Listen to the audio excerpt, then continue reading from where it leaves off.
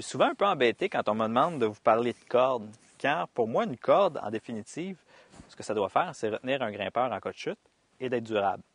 Mais quand on regarde d'un peu plus près, il y a beaucoup de différences qui caractérisent les modèles de cordes qu'on trouve sur le marché. Aujourd'hui, on va regarder la Lightning Pro de Blue Water.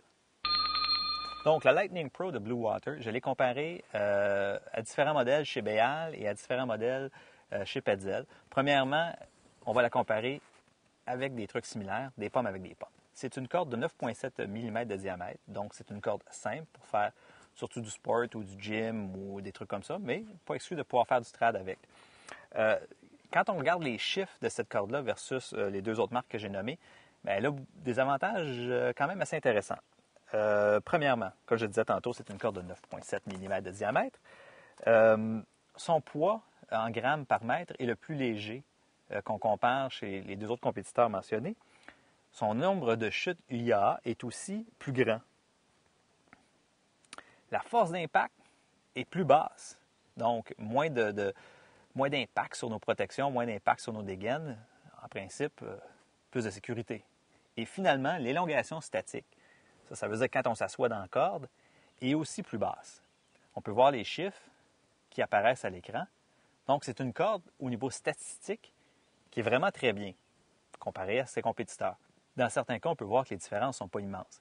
Mais toujours est-il que sur papier, c'est une très belle corde. Comme la majorité des cordes à diamètre dit petit, en bas de 10 mm, elle se manipule très très bien.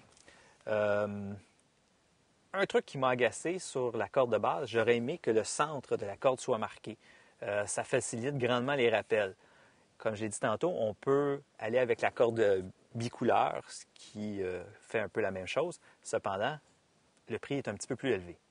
Pour ce qui est de la durabilité de la corde, je n'ai pas eu le temps de grimper assez avec. Habituellement, il faut faire au moins une bonne saison de grimpe pour voir si une corde est très durable.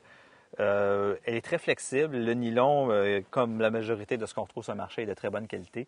Donc, je ne vois pas pourquoi elle ne serait pas aussi durable que la majorité de ses concurrentes.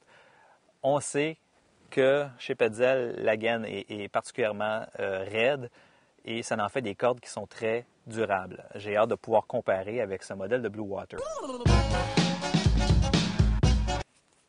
À qui s'adresse cette corde?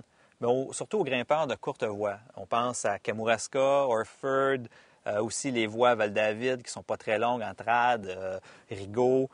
Écoutez, c'est une corde avec une élongation statique moindre que la majorité de ses compétiteurs. Donc, si vous vous asseyez sur votre corde pour les pratiquer vos voies, c'est un choix intéressant.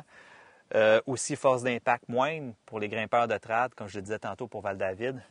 Point d'interrogation qui reste à vérifier au courant de la saison, comme la majorité des revues que je fais, ça va être la durabilité de la corde. Donc, revenez-moi et je vous dirai comment ma corde a performé à la fin de l'année. Sur ce, bonne grimpe, bon été.